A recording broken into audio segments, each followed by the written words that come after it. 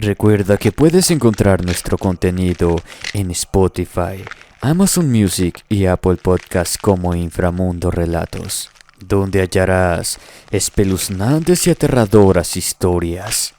Te dejaré los enlaces en la descripción y comentario. La anciana del cementerio, basado en la anécdota de Benny Lorca.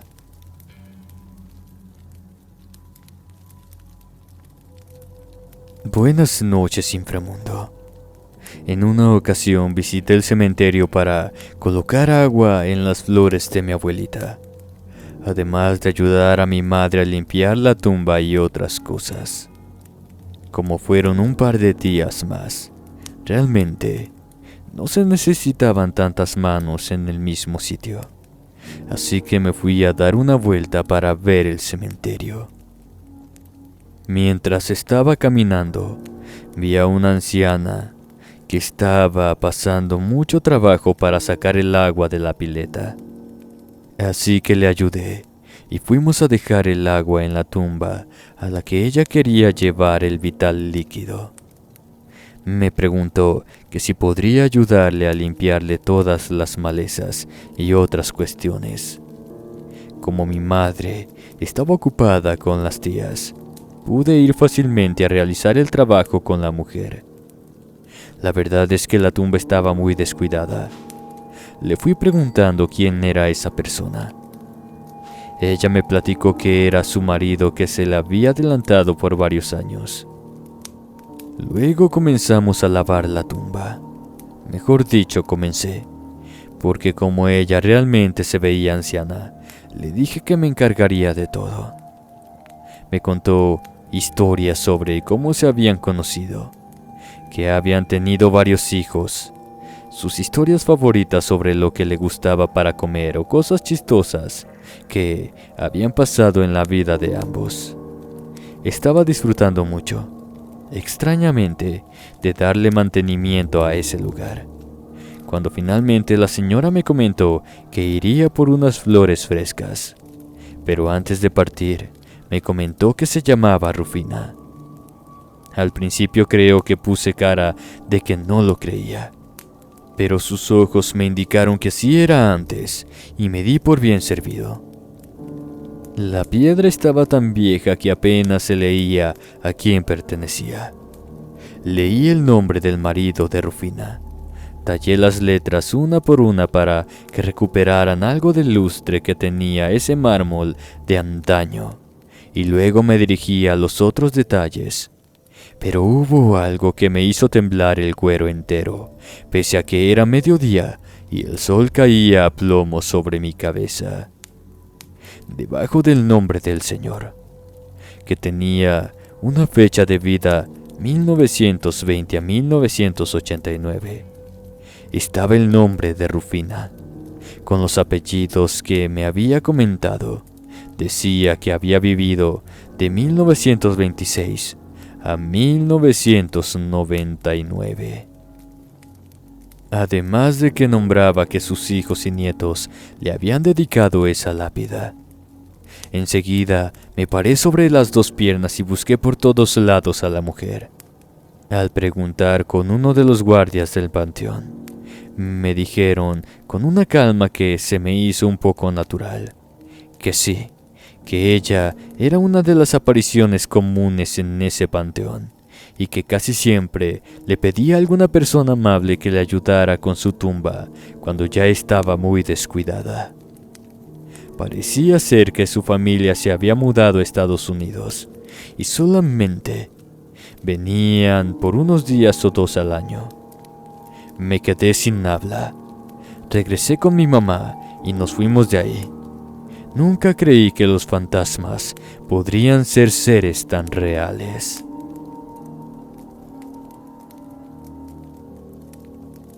Tumba abandonada, basado en la anécdota de Leonel F.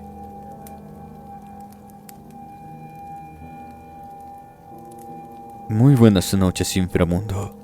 Trabajo en un panteón como personal de vigilancia. Mi turno es por las noches. Creo que Muchas personas ya saben que en los camposantos es común que se aparezca una cantidad importante de seres. Los típicos son esas sombras en la oscuridad que por alguna razón sobresalen de la penumbra que ofrecen las farolas alrededor de estos terrenos, o los sonidos misteriosos que parecieran no tener un cuerpo físico, o esas figuras que se aparecen para llamar a los vivos al interior del cementerio y darles un buen susto. Pero lo que más miedo me da a mí son todas esas tumbas que poco a poco se van quedando sin nadie quien las cuide. Te das cuenta de que poco a poco las personas que venían a verlos se van desapareciendo porque las flores se marchitan y no hay nadie quien las cambie. Ese es el primer signo de alerta.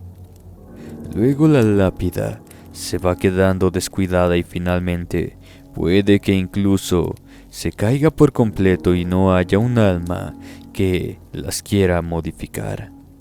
Cuando esto pasa, regularmente esperamos a que el contrato del terreno expire y entonces el cuerpo es desocupado para mandarlo a una fosa común y se vende nuevamente la tierra. Sé que para muchas personas este tipo de cosas pareciera inhumana, pero es necesario, sobre todo en las ciudades que a cada momento necesitan de más espacio para sus muertos. Sin embargo, pese a que ese es el procedimiento estándar, hay fallecidos que no dejan de salir tan fácilmente.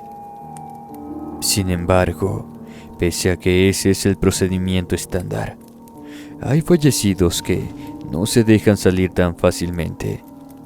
Ofrecen pelea de las más diversas formas. Recuerdo lo que pasó con las tumbas de una esquina del panteón. Esas construcciones eran mausoleos tan viejos que aún estaban construidos con adobe, lo que hacía que se llenaran de musgo con las lluvias. Por lo mismo, sabíamos a ciencia cierta que nadie había venido a verlas en un tiempo considerable. La cosa es que la compra de ese lugar había sido a perpetuidad y se pagaron los mantenimientos hasta el año 2050, por medio de un contrato hecho en 1950. Así que, en teoría, no podíamos sacar a esa zona del panteón.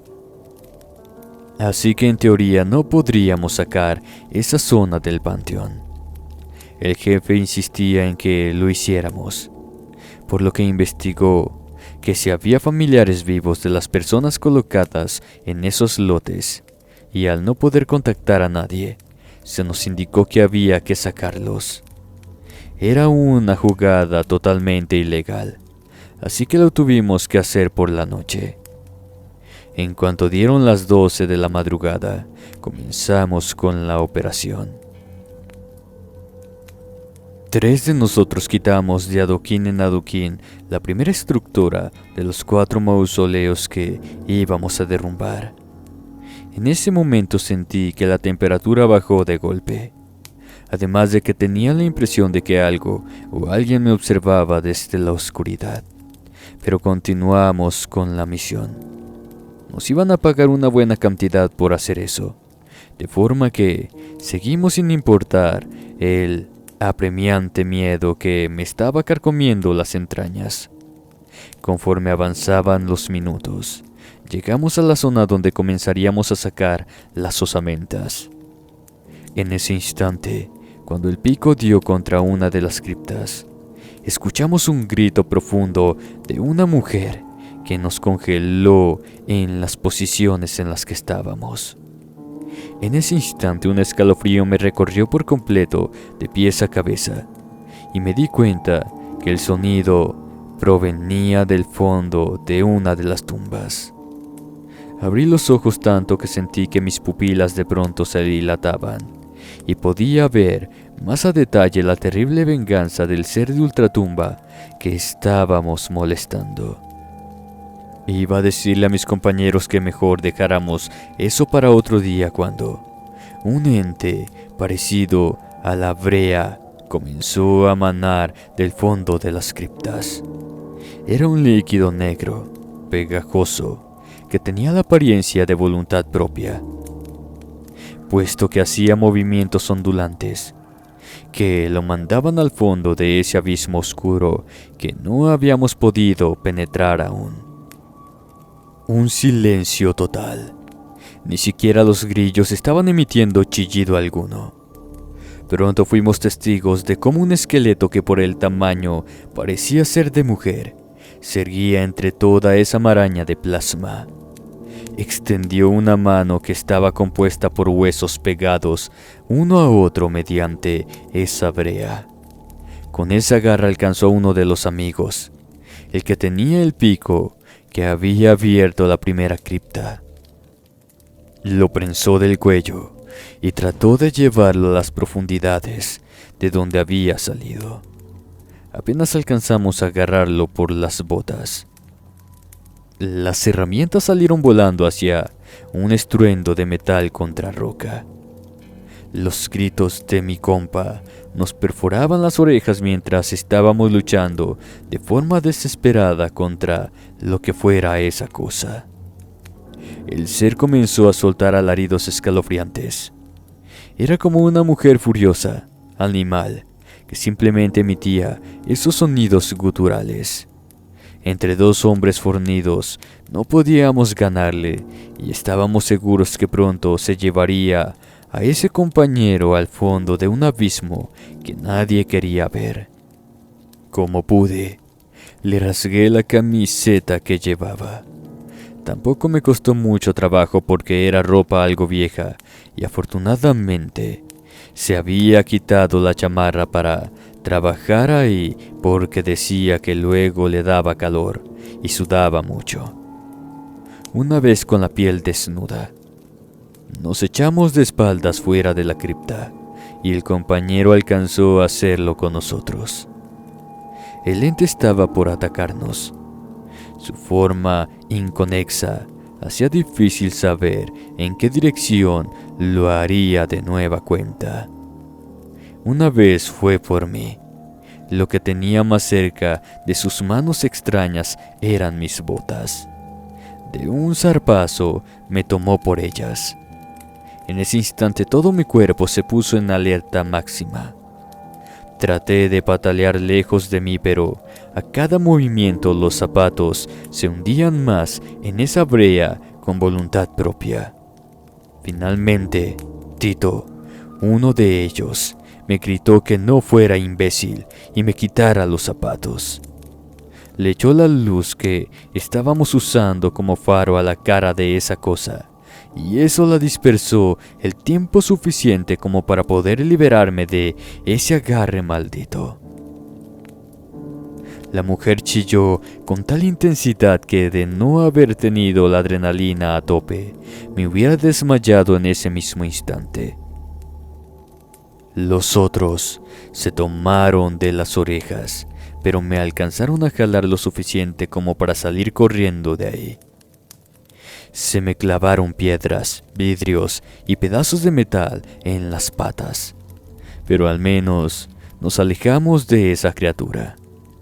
Una vez en la cabina de vigilancia, los otros me curaron. Tuvimos que esperar a la mañana para poder animarnos a ir de nuevo a revisar qué había pasado.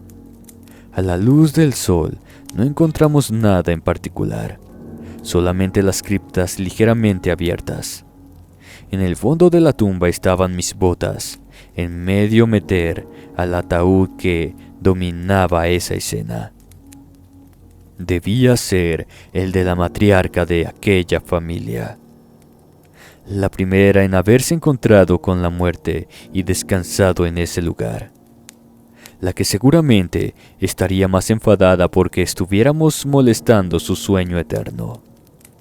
Decidimos no tocar las cosas de nuevo y le dijimos al jefe que nosotros nos salíamos de su tranza. no lo tomó bien, pero tampoco es que tuviera opción. Después de un tiempo, contrató a otro equipo, pero ellos también salieron corriendo de la tumba sin explicación. Yo mismo los vi pasar al lado de la cabina cuando se rindieron ante el poder de ese ser. Un tercer montón de personas fueron a hacer lo mismo, pero esta vez uno de ellos no tuvo tanta suerte como nosotros y falleció de un paro fulminante. Recuerdo que esa noche en particular, los alaridos de dolor de la persona resonaron por todo el panteón. Llamaron a la policía, pero no encontraron persona alguna a la cual ayudar. Hasta la mañana siguiente que encontraron el cuerpo ya sin vida de aquel infortunado, arriba de una cripta, junto a una osamenta vieja. Entonces, el patrón quiso sacarla por la mañana, para ver si con eso el ser dejaba de ser una amenaza. Lo realizamos, y a lo largo de la jornada no hubo nada que nos hiciera sospechar que podría pasar algo malo. Pero esa misma velada, el jefe encargado de todos los movimientos murió de una forma misteriosa.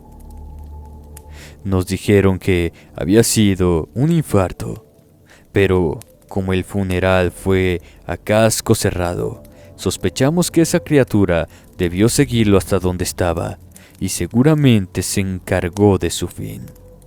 La siguiente administración no tuvo prisa en sacar los huesos de su punto, así que simplemente acomodó todo de la mejor forma que pudimos y nos olvidamos de mover las cosas hasta que el pago por la tumba hubiera terminado.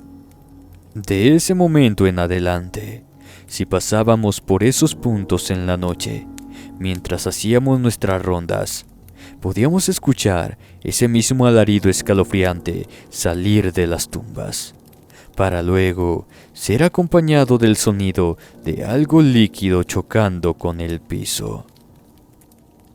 Este ha sido mi relato, el cual aconteció por allá en el año 2009. Muchas gracias por escucharme. El niño se me pegó, basado en la anécdota de Fabiola Suárez. Es común que en los cementerios anden almas que buscan el descanso. Yo tengo la capacidad de verlas de forma que no me asusto tan fácilmente de lo que pudiera pasar. Eso sí, creo que a todos nos llega la horma de nuestro zapato. Así que en una ocasión me di cuenta de que un pequeño espíritu se me quedó pegado después de ir a un funeral. Era por la tarde cuando le dimos el último adiós a una tía.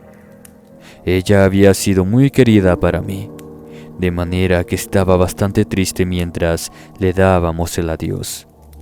Entre las tumbas me encontré con un niño pequeño jugando. Al verlo se me hizo un poco extraño, pero no le presté demasiada atención. Simplemente seguí con el rito. Saludé a los familiares y nos fuimos a casa por ese día. Noté que el pequeño se me quedaba viendo extrañado. Creo que reaccionaba a que lo estaba mirando. Lo saludé a la distancia. El niño también me agitó la mano con una carita de sorpresa que no podía con ella. Subí a mi auto para irme a descansar luego de despedirme de mi madre y mis hermanos. Ellos irían a comer a algún sitio como era lo normal luego de los funerales, pero en ese momento no tenía ganas de hacer nada. Mientras conducía, me di cuenta de que en el espejo retrovisor que el mismo niño se encontraba en mi asiento trasero. Los ojos eran enormes. De cerca se notaban blancos y el semblante pálido. Entonces supe que no había manera en que ese inocente estuviera vivo. Quise establecer contacto con él. Le pregunté cómo se llamaba, pero simplemente se escondió en las sombras y desapareció. Al llegar a mi hogar, me fui a dormir porque me encontraba cansada del día. En ese momento, al cerrar los ojos, sentí que había una entidad a mi alrededor, pero finalmente cedí a los brazos de Morfeo. Creo que luego me levanté a las 3 de la mañana porque tenía la sensación de que alguien me veía. Vi que ese pequeño estaba al lado de mi colchón, con los ojos fijos sobre mi cara.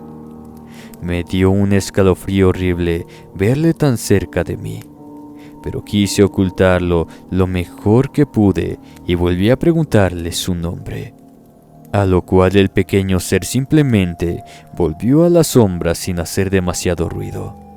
A lo largo de los meses que pasé con esa aparición, poco a poco se fue familiarizando conmigo hasta que finalmente me informó que se llamaba Emanuel.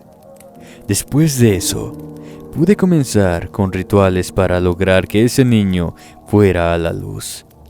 Finalmente, resultó que estaba perdido porque se quedó esperando a su mamá, pero al morir desde 1850, su madre seguramente ya estaba enterrada desde hacía bastantes años.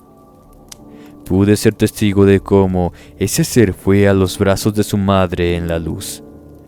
Al menos, eso es de los relatos que les puedo contar que me han hecho sentir mejor conmigo misma. Gracias por escucharme.